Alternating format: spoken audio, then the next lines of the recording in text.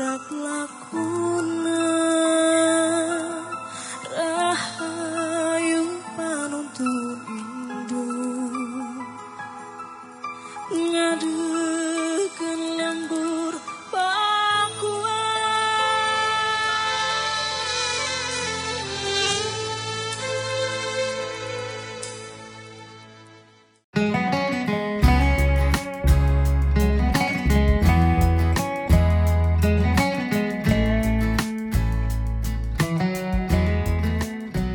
Yang punya kiosnya mana? Jual pupuk, jual pakan. Ya. Sama ya. Sini yang punya pedagang. Ya. Sekarang pupuknya bagaimana? Aman? Tersedia? Jangan bilang aman, tersedia aja. Ya.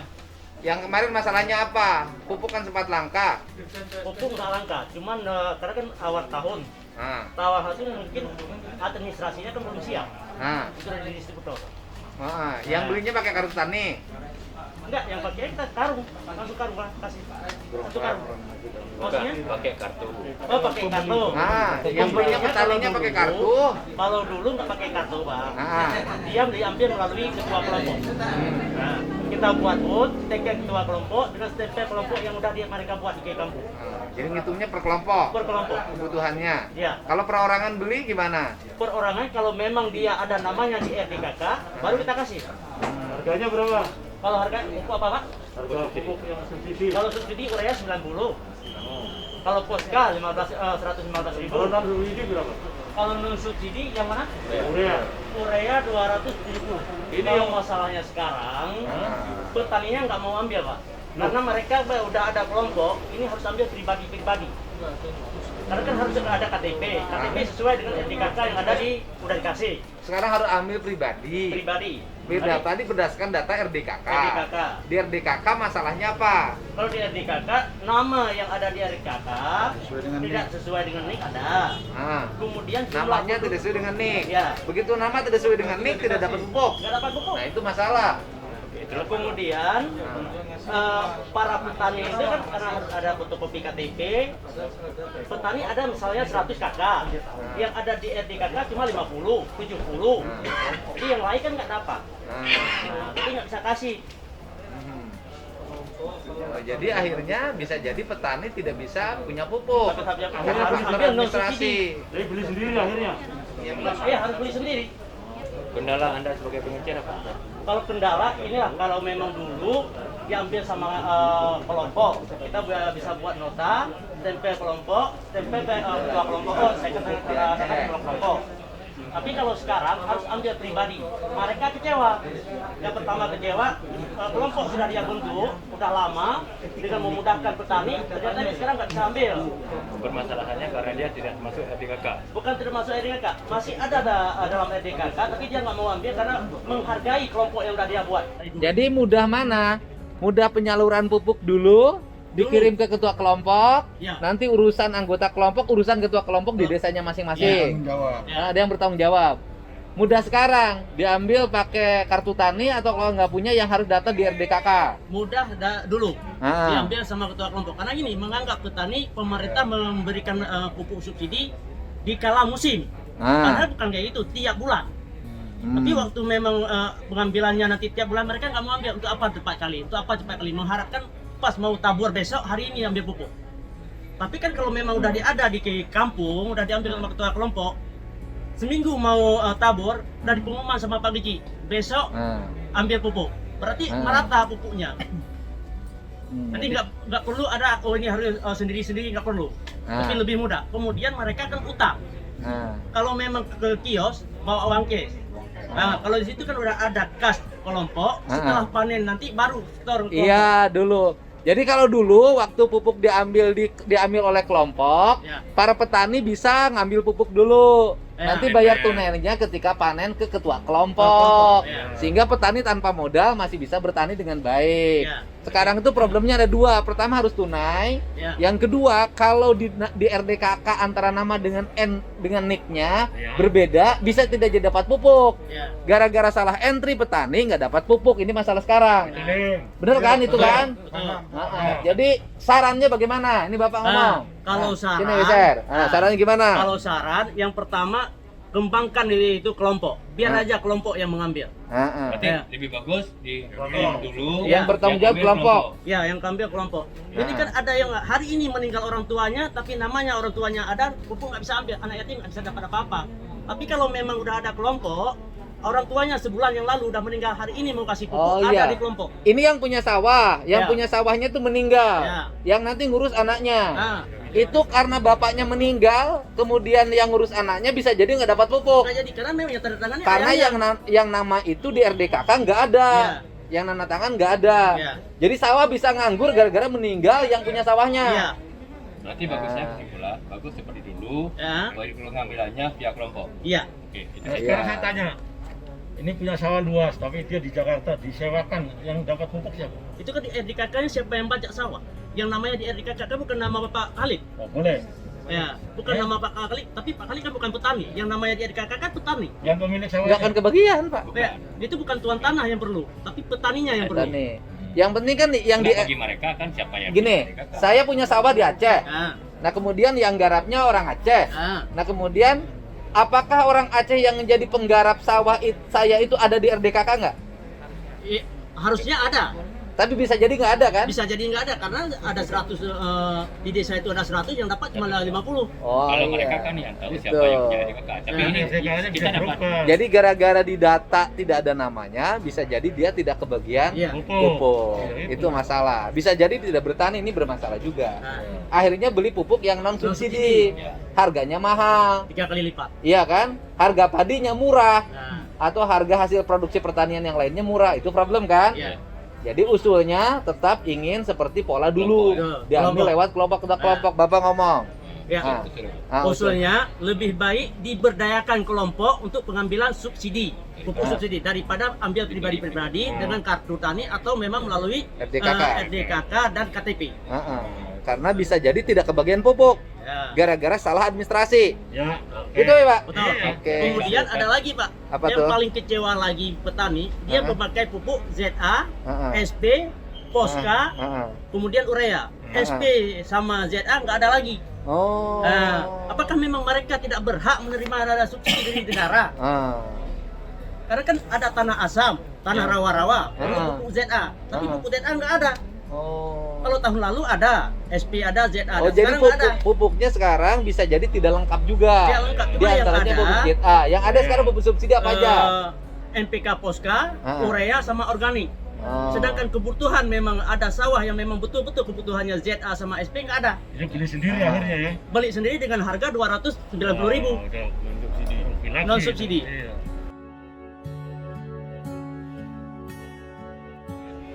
Bapak pupuk di sini bagaimana yang subsidi Bapak cara memberi?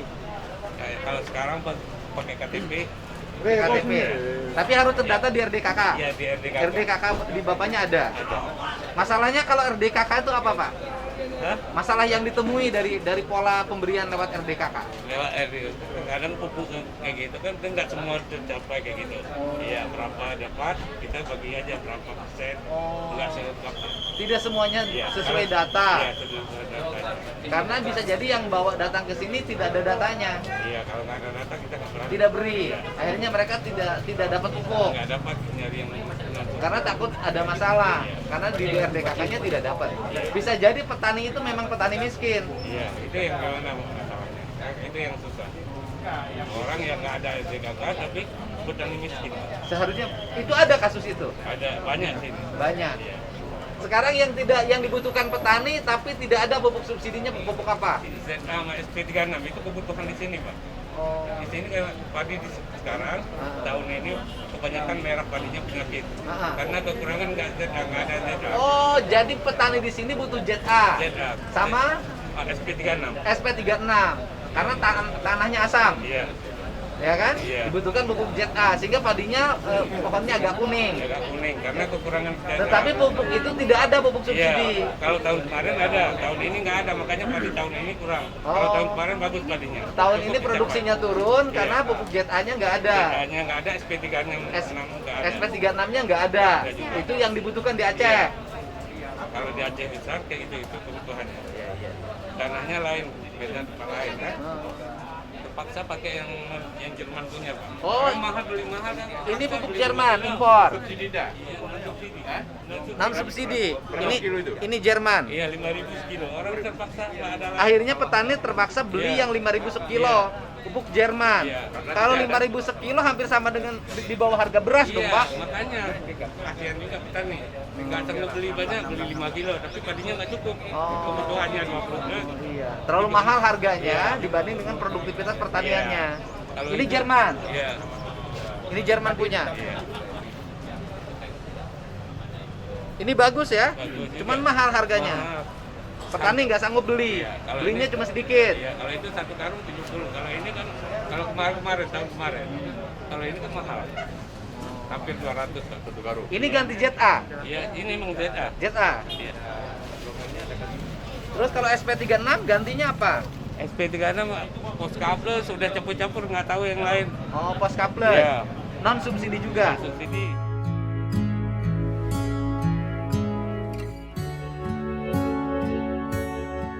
Bismillahirrahmanirrahim. Assalamualaikum warahmatullahi wabarakatuh.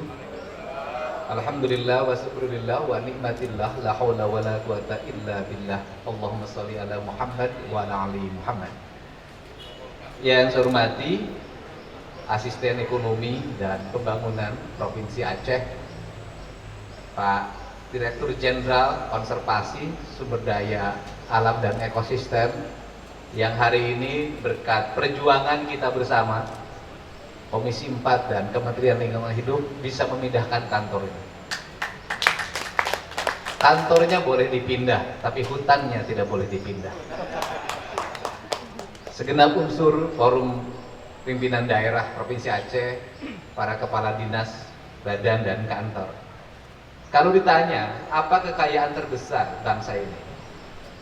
Kekayaan terbesar bangsa ini adalah hutan. Sekali lagi, kekayaan terbesar bangsa ini adalah hutan. Pernyataan itu sering kita nyanyikan secara bersama-sama. Kulihat Ibu Pertiwi sedang bersusah hati, air matanya berlinang, Mas Intan yang kau kenal. Hutan, gunung, sawah, lautan, simpanan kekayaan. Kini ibu sedang lara, merintih dan berdoa.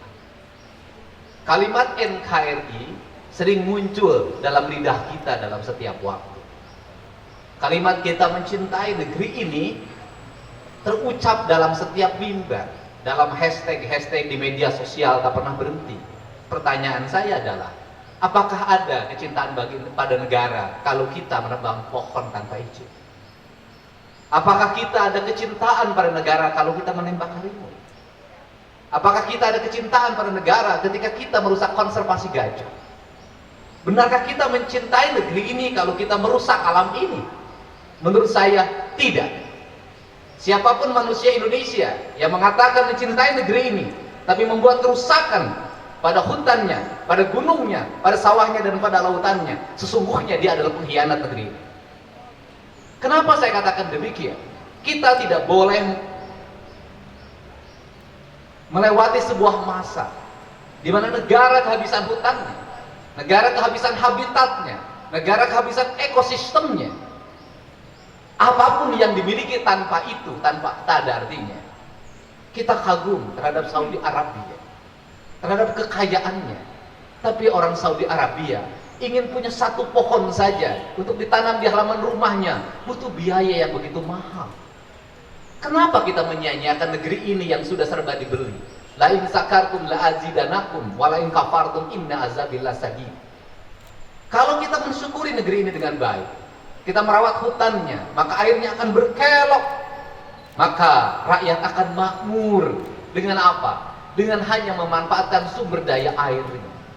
Maka rakyat akan makmur dengan sawahnya, maka rakyat akan makmur dengan kolamnya, maka rakyat akan makmur dengan degur ombaknya, dan di situ akan ada masyarakat yang sejahtera. Ba'datun thayyibatun wa rabbun ghafur. Bukan banyak hartanya, tapi manusia yang tenang jiwanya.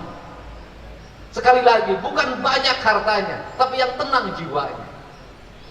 Tenaga honorer yang setiap hari jaga hutan, yang kemarin kita minta seragamnya segera diperbaiki, yang kemarin kita minta kelengkapannya segera diperbaiki, yang kemarin kita minta honornya ke depan ditingkatkan.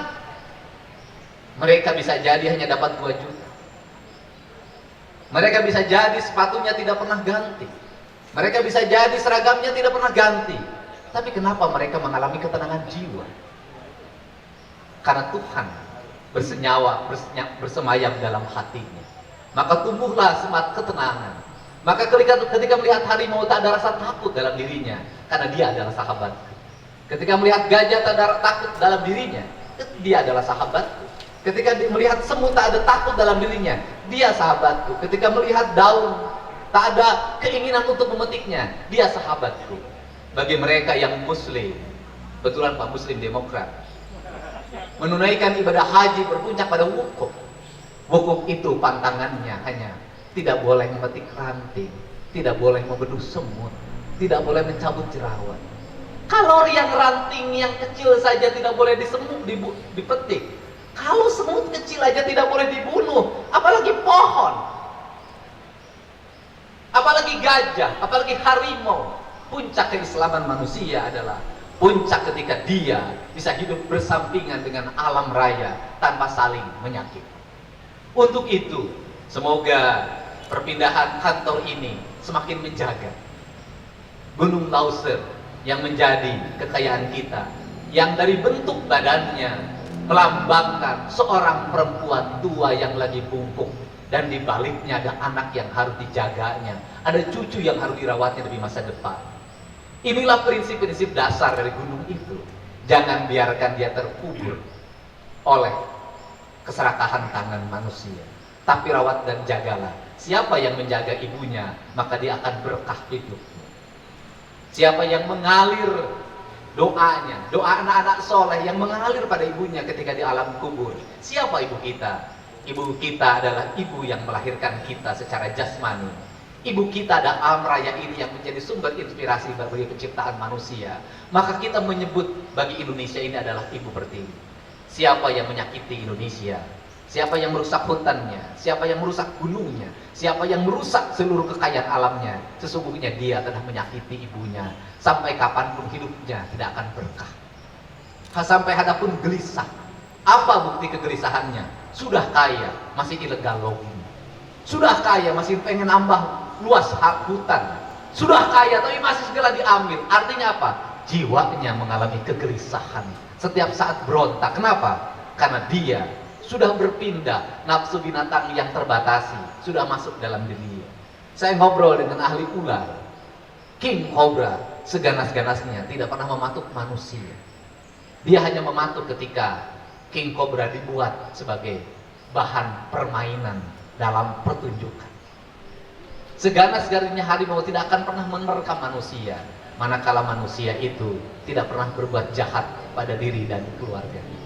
Inilah prinsip-prinsip dasar yang kita miliki. Semoga hutan mampu kita jaga, gunung mampu kita jaga, alam raya ini mampu kita jaga, dan kita adalah pahlawan bangsa yang bisa menitipkan Indonesia bagi anak cucu kita ke depan. Saya khawatir kalau saat ini ketika upacara kita mengheningkan cipta untuk mengenang para pahlawan yang telah gugur mendahului kita menjadi kusuma bangsa.